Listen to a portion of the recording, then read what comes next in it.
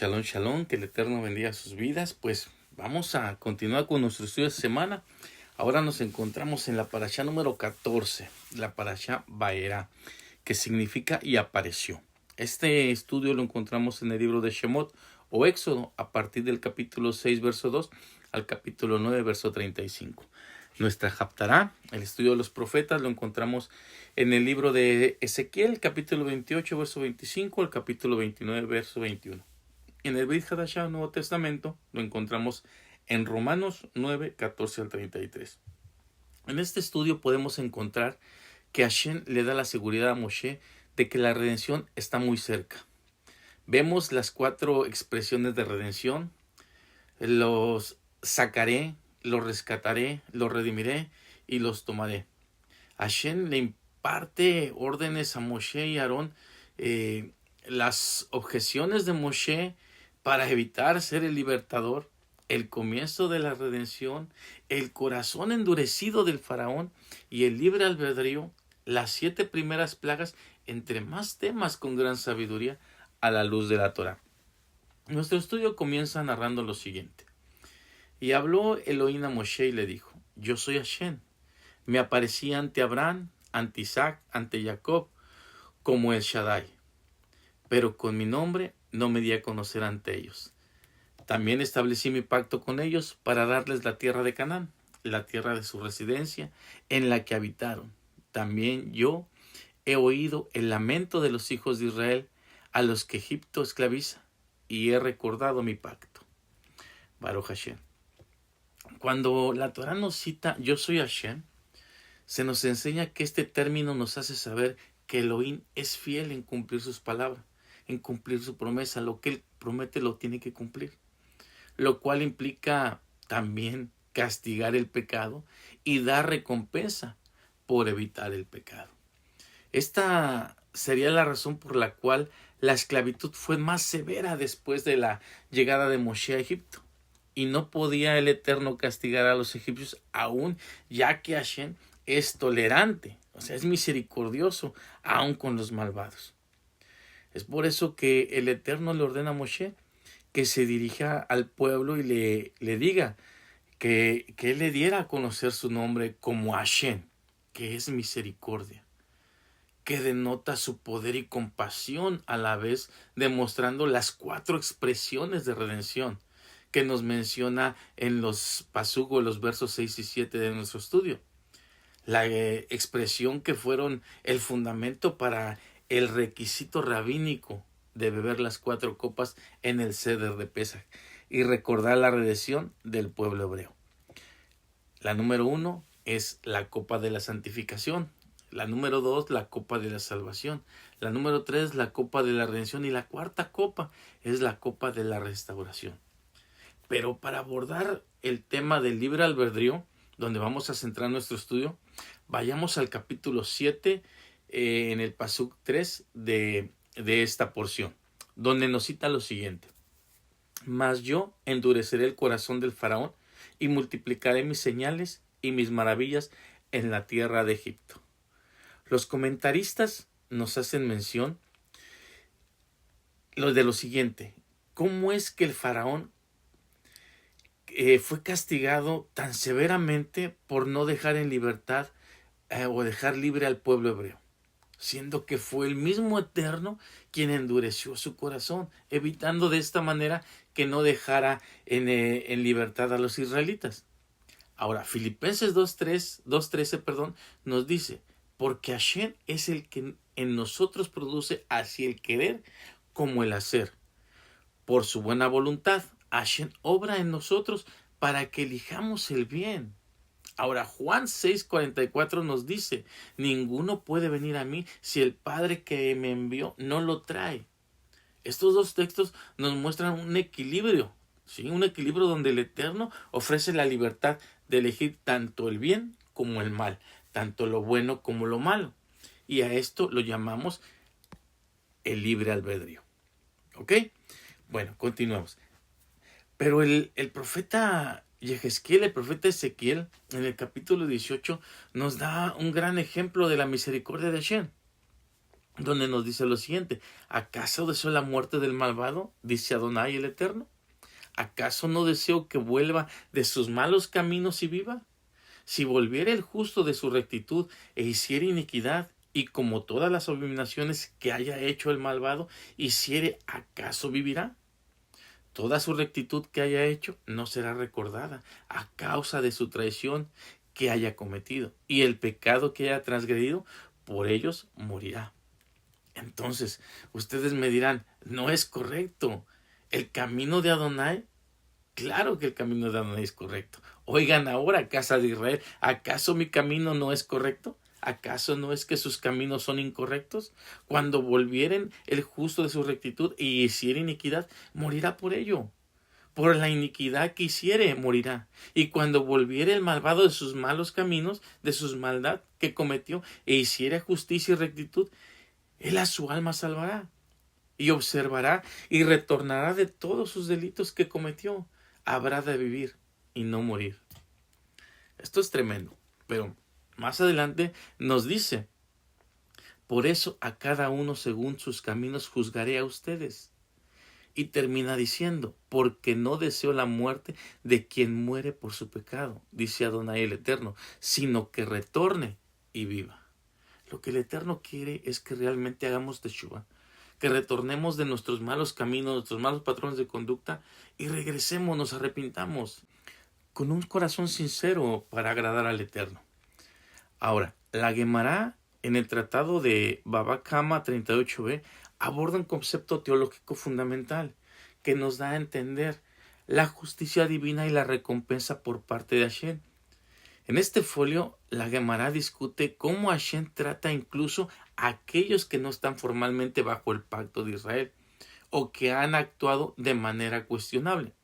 El texto menciona que el santo bendito sea no retiene la recompensa de ninguna criatura, incluso por un discurso agradable, ¿sí? Esto resuena con Ezequiel 18:23, donde el Eterno afirma que no desea la muerte del impío, sino que éste encuentre el camino de bien para vivir.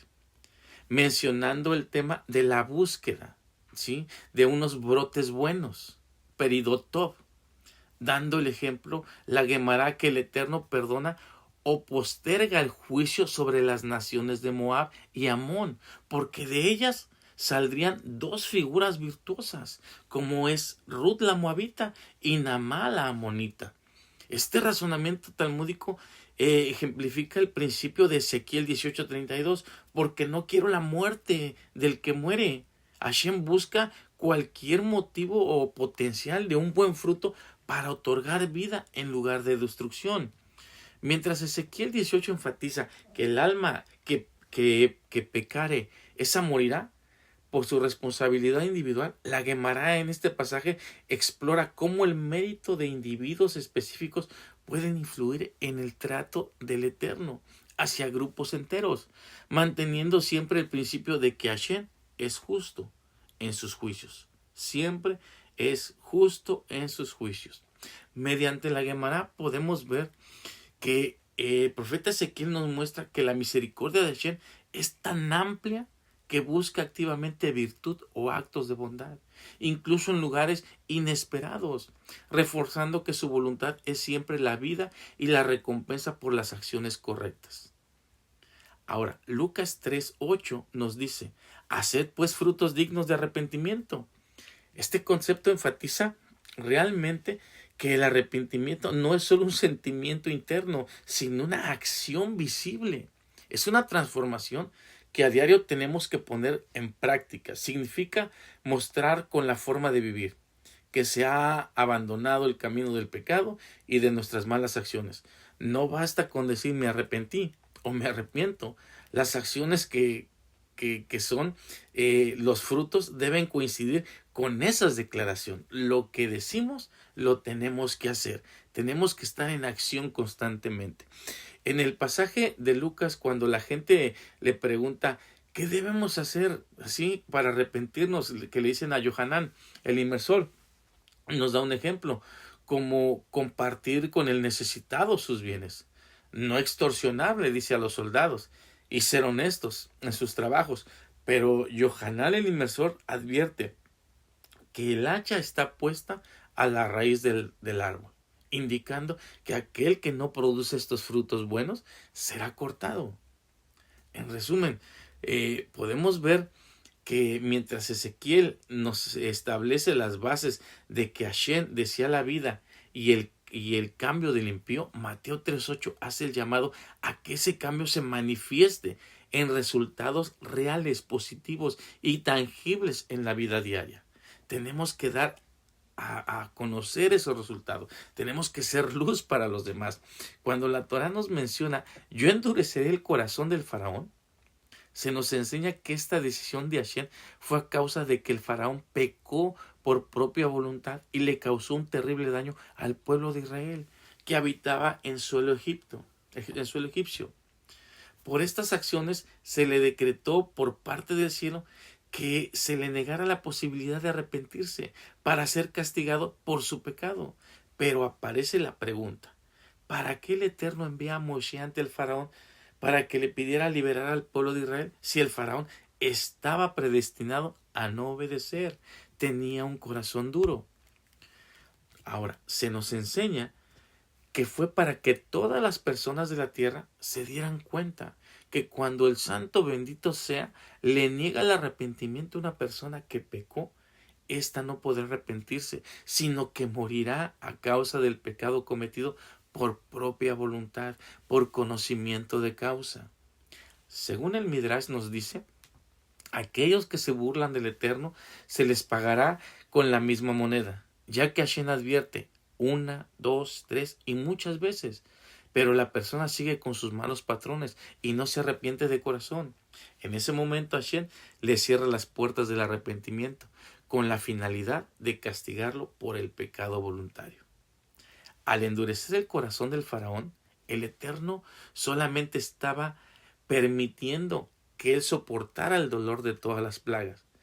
Pero fue después de la plaga de los primogénitos que el faraón, por su propia voluntad, pudo reconocer la grandeza de Hashem y pudo dejar ir al pueblo hebreo de la tierra de Egipto, que lo vamos a ver en nuestro siguiente estudio. Tanto en la Torá escrita como la Torá oral, existe una noción clara sobre la capacidad de conocer el bien y, sin embargo, elegir conscientemente no hacerlo debido al libre albedrío. Deuteronomio 30 nos llama a elegir entre el bien y el mal. Este es el texto bíblico que nos muestra el libre albedrío. Hashem presenta las opciones y sus consecuencias, pero deja la decisión final al ser humano. A los cielos y a la tierra llamo por testigo, hoy contra ustedes, que les he puesto delante de ustedes la vida y la muerte, la bendición y la maldición. Y nos lo cita claro, escoge pues la vida para que vivas, y tú y tu descendencia. Lo vemos en Deuteronomio 30:19. Ahora, Génesis 4:7, este texto describe el momento en que una persona sabe qué es lo correcto, pero siente la tentación de no hacerlo. El Eterno le explica a Caín que él tiene el poder de dominar ese impulso del mal. ¿Acaso no es que si procedes bien tendrás elevación? Pero si no procedes bien, a la puerta del pecado está agazapado y hacia ti está su deseo. No obstante, tú podrás dominarlo. Ahí lo tenemos claro. El Eterno reconoce que el deseo de hacer lo incorrecto, el pecado, acecha, pero afirma que el ser humano tiene la autonomía, el libre albedrío para decidir no hacerlo o sí hacerlo. Santiago 4:17 aborda directamente el acto de saber qué es lo correcto y la decisión de hacerlo, ya que el no hacerlo es pecado. Y el que sabe hacer lo bueno y no lo hace, le es pecado. El Pirkei Avot, la ética de nuestros padres, en la Mishnah 3, Pasuk 15, nos hace mención. Todo es sabido desde un comienzo por el Santo bendito sea. Y el permiso de actuar libremente es otorgado al hombre, y el mundo es juzgado con el bien, y todo se determina de acuerdo con la mayoría de las acciones. Los sabios enseñan que aunque Hashem conoce el futuro, no interviene en la elección moral de los hombres para que sus acciones tengan valor real. Maimónides En la ley de arrepentimiento 5.1 nos explica que el libre albedrío es un pilar de la Torá. Si el Eterno obligara al hombre a hacer el bien o el mal, no había recompensa ni castigo, ¿sí? Ni justo. Por lo tanto, el hombre tiene en sus manos la capacidad de ser tan justo como Moshe o tan malvado como Jeroboam por su propia voluntad. En el pensamiento judío contemporáneo se reflexiona sobre cómo el ser humano a veces elige la muerte, lo incorrecto, no por maldad propia, sino porque el cuerpo busca comodidad o escape, mientras que el alma busca la conexión divina. El libre albedrío es la herramienta para luchar contra esa inherencia y alcanzar metas espirituales. En el libro de Daniel, capítulo 4, se nos narra la transformación del rey Nabucodonosor. Es un relato fundamental en las escrituras hebreas y en la tradición judía sobre el libre albedrío y la soberbia. Cuando el Eterno convierte a Nabucodonosor en animal, el motivo central fue su soberbia y su negativa a reconocer que todo poder humano proviene de Elohim. Mientras caminaba por su palacio, Nabucodonosor se jactó diciendo: ¿no es esta la gran Babilonia que yo edifiqué con la fuerza de mi poder? Inmediatamente una voz del cielo sentenció su caída. Perdió su juicio humano y vivió 7 años como una bestia, comiendo hierba y viviendo a la intemperie hasta que su vello creció como plumas y sus uñas como garras. Se nos enseña que al actuar como un animal que no reconoce a su creador, Elohim simplemente hizo que su apariencia externa coincidiera con su estado espiritual interno. La restauración de Nabucodonosor es el ejemplo perfecto de la misericordia de Hashem en las escrituras sagradas. Así nos los menciona el profeta Ezequiel. Hashem no quiere la muerte del impío, sino que éste se arrepienta y viva. Después de 7 años, Nabucodonosor alzó sus ojos al cielo. Este acto simboliza el reconocimiento de que hay alguien por encima de él, por encima de cada uno de nosotros. En ese instante su razón le fue devuelta. Al ser restaurado, no volvió a su soberbia, sino que publicó un decreto reconociendo que Hashem es capaz de humillar a los que andan con soberbia. Se muestra la justicia divina cuando Hashem lo restaura para demostrar que su juicio no es destructivo por placer, sino para corrección. El propósito era enseñar que el Altísimo tiene dominio sobre él y todo ser viviente que está aquí en la tierra. Este relato enseña que incluso el rey más poderoso de la tierra tiene la capacidad de elegir, ¿sí?, pedir seguir en su orgullo o humillarse. Daniel incluso le dio un consejo previo para evitar este juicio. Redime tus pecados con justicia y tus iniquidades haciendo misericordia con los pobres. Nabucodonosor eligió no hacerlo inicialmente, pero tras sufrir las consecuencias usó su libre albedrío para rectificar y fue perdonado. Fue tan grande la teshuvá de Nabucodonosor que existe un midrash que nos hace saber lo siguiente, que fue tanto el agradecimiento del rey Nabucodonosor al ver el poder de Hashem que quedó tan asombrado que comenzó a componer cantos y alabanzas al Eterno. El agradecimiento y las palabras de Nabucodonosor eran tan profundas y hermosas que, según mencionan los sabios, amenazaban con eclipsar, incluso superar todos los salmos y cánticos compuestos por David Amelech, por el rey David. Para evitar que un monarca malvado e idólatra avergonzara o superara la devoción del rey David, un ángel descendió y le propinó un golpe en la boca. El golpe no fue un castigo para alabar al Eterno, o por alabar al Eterno, sino una forma de silenciarlo para proteger el honor de los cánticos de David. De esta forma se detuvo la cadena de alabanzas antes de que llegaran a ser más grandes que las del dulce cantor de Israel. El Midrash y el texto bíblico de Daniel 4 revelan que su recuperación no fue solo un acto de poder, sino una respuesta a un proceso de humillación y arrepentimiento profundo. Antes de que cayera el juicio, Hashem mostró su misericordia dándole una oportunidad de evitar el castigo. En el Midrash de Sefaría, Daniel le aconseja al rey Nabucodonosor: rompa sus pecados con justicia y sus iniquidades mostrando misericordia a los pobres. Daniel sugiere específicamente que abra sus almacenes para alimentar a los cautivos hambrientos, indicando que el camino para aplacar el juicio era practicar la misericordia que él necesitaba. La misericordia de Hashem se manifestó al devolver la cordura en el instante exacto en que el rey alzó sus ojos al cielo. Este gesto simboliza el reconocimiento de una autoridad superior a la suya y el abandono de la autosuficiencia. El Eterno no solo devolvió la salud mental, sino que le otorgó un corazón humilde, pasando de ser un tirano prepotente a reconocerlo como un siervo del Altísimo.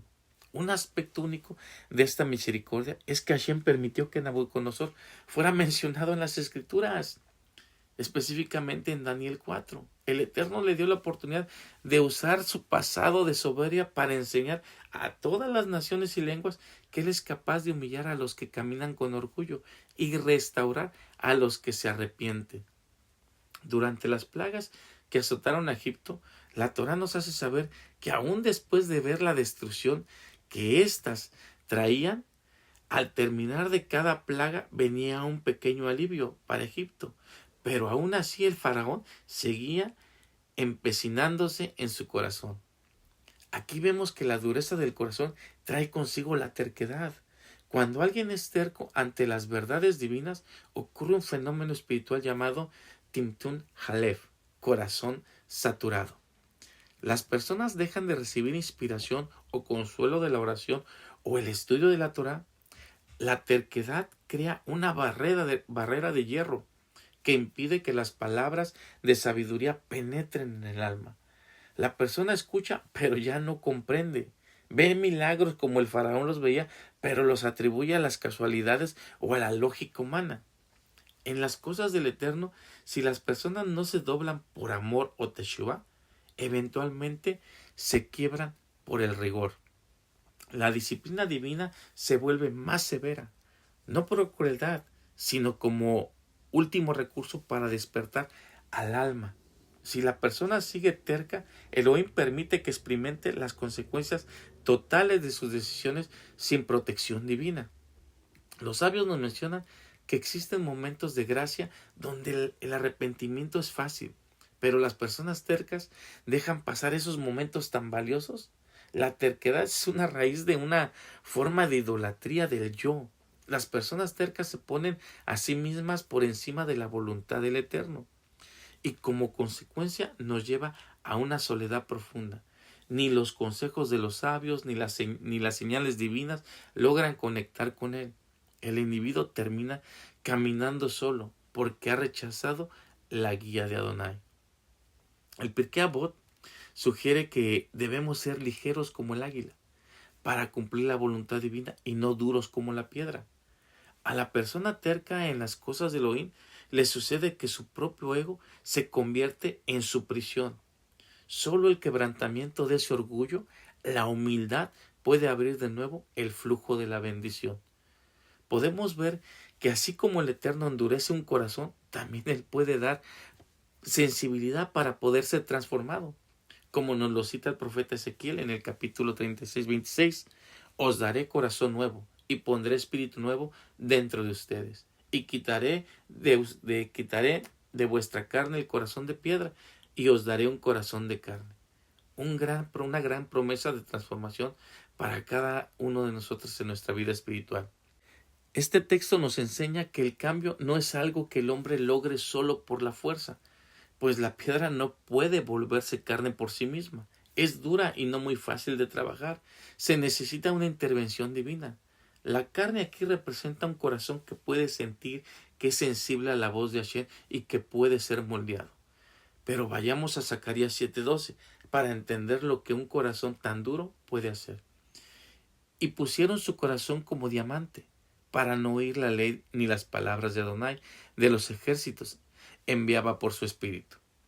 El diamante es una de las piedras más duras. Se nos explica que la terquedad es una decisión de protección externa contra la instrucción divina.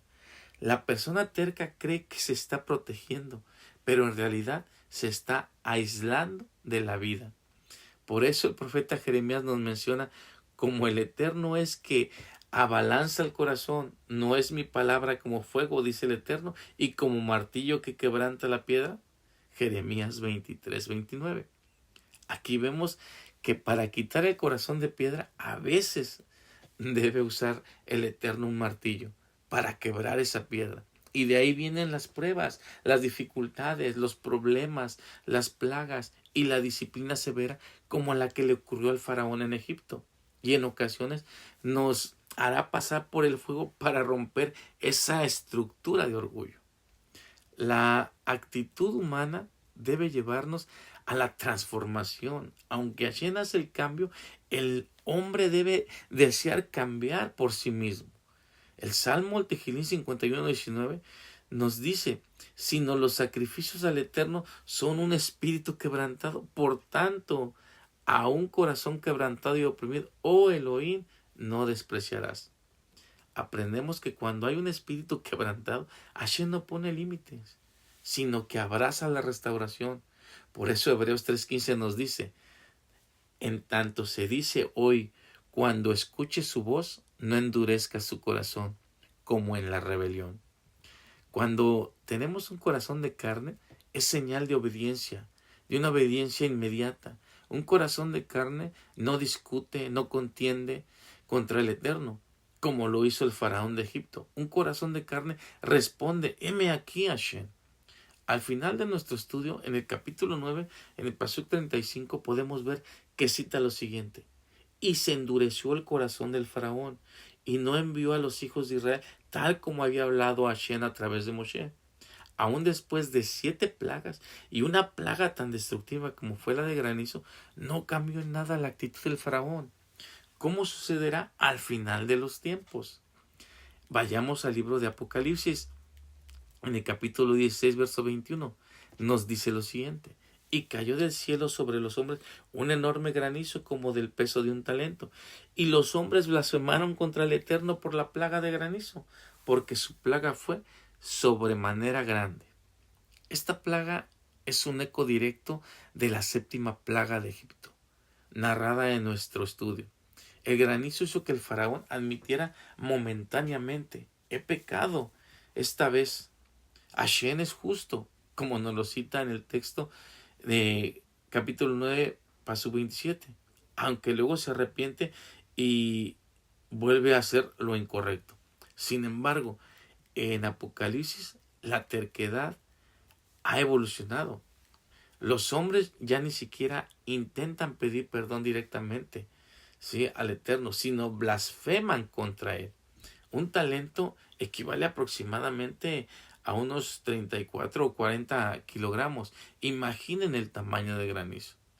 El texto resalta que a pesar de la magnitud física del castigo, el corazón humano es más duro que el hielo que cae del cielo. La piedra del corazón resiste a la piedra del granizo. Lo más impresionante en este pasaje es que los hombres saben que el granizo proviene de Hashem. Por eso blasfeman contra él y no contra la naturaleza. Esto confirma lo que hablamos en la terquedad. La persona terca reconoce el poder del Eterno, pero su orgullo le impide rendirse ante él. Prefieren morir bajo el granizo que doblar rodilla. El corazón duro continúa hasta el fin de los tiempos, como podemos seguirlo viendo en el libro de Revelaciones o Apocalipsis, porque en el capítulo 9, verso 20, también nos dice: y los otros hombres que no fueron muertos con estas plagas, ni aun así se arrepintieron de las obras de sus manos, y no se arrepintieron de sus homicidios, ni de sus hechicerías, ni de sus fornicaciones, ni de sus hurtos. Más adelante en el capítulo 16:9 nos continúa diciendo: blasfemaron el nombre del Eterno y no se arrepintieron para darle gloria. Al igual que el faraón, que veía las plagas y se endurecía más su corazón, la humanidad al final de los tiempos muestra que el castigo por sí solo no cambia al hombre. La terquedad extrema convierte el sufrimiento en resentimiento en lugar de arrepentimiento. El faraón prefirió ver a Egipto destruido y la humanidad del fin prefiere ver el mundo colapsar antes que reconocer y humillarse ante el Creador del universo. Apocalipsis nos permite ver a la luz de las Escrituras el corazón de piedra y nos deja ver el resultado final de vivir con un corazón tan duro, sin dejarse moldear o cambiar hasta el fin. El corazón se vuelve tan denso que la presencia divina ya no puede permanecer en él. Las personas pierden la capacidad de salvarse, aunque saben que los juicios vienen de Hashem, prefieren pedir al granizo tan grande que les caiga encima antes que pedir o hacer teshuvá y pedir perdón. La humanidad del fin de los últimos tiempos es el ejemplo de la terquedad que rechaza la restauración, ya que no pueden mirar hacia el cielo y prefieren mirar hacia abajo, hacia sus propias obras y vanidades, terminando hundiéndose en sus propias maldades. La terquedad no empieza con unas grandes rebeliones, sino con unas pequeñas negativas a escuchar la palabra de Akadosh Baruj Hu. Si hoy no permites que Hashem cambie nuestro corazón de piedra por un corazón de carne, corremos el riesgo de llegar a ese estado del fin de los tiempos, donde incluso viendo la manifestación de poder y gloria del Eterno, el orgullo sea tan grande que el arrepentimiento sea imposible. Vayera y me aparecí. Hashem le dijo a Moshe: yo endureceré el corazón del faraón. Nuestro estudio nos enseña que Hashem no es injusto, por el contrario, es misericordioso. En el estudio aprendemos que el Eterno quiere quitarle al faraón la posibilidad de un arrepentimiento falso, nacido solo del miedo al castigo. La terquedad constante, como la de los hombres del fin de los tiempos, llega a un punto en donde el corazón se vuelve impermeable por diseño divino, como castigo a su propia soberbia. En esta parasha vemos que a pesar de ver la vara convertirse en serpiente o en hilo en sangre, el corazón del faraón se endureció y no los escuchó. Mientras que Nabucodonosor finalmente reconoce que las obras del Eterno son verdad y sus caminos justicia, como nos lo dice Daniel 4:37. El faraón en Baerá ve la evidencia y elige la ceguera al no querer ver la grandeza de Elohim. La parashá termina precisamente con la plaga de granizo. Aquí ocurre algo clave. El faraón dice por primera vez: he pecado esta vez, Hashem es justo. Pero en cuanto el granizo cesa, el texto dice: y viendo el faraón que la lluvia de granizo había cesado, persistió en pecar y endureció su corazón. En Baerá, el faraón al menos fingió arrepentirse mientras se dolía por las plagas. En Apocalipsis, la humanidad ya está tan endurecida que ni siquiera finge, solo blasfema. Este estudio nos advierte que el arrepentimiento basado solo en el alivio del dolor es falso. Un corazón de carne busca al Eterno por quien Él es, no solo para que deje de caer granizo. Para finalizar, solamente quiero comentarles esto. Hashem no busca el sacrificio de los labios, sino el quebrantamiento del corazón de piedra. Si permitimos que este estudio de esta porción nos enseñe a ser sensibles antes de que caiga el granizo, habremos vencido la terquedad que destruyó Egipto y la misma terquedad que nos puede destruir hoy a cada uno de nosotros. Que Hashem bendiga sus vidas y que la enseñanza de esta porción ilumine el camino de cada uno de nosotros. Shabbat Shalom.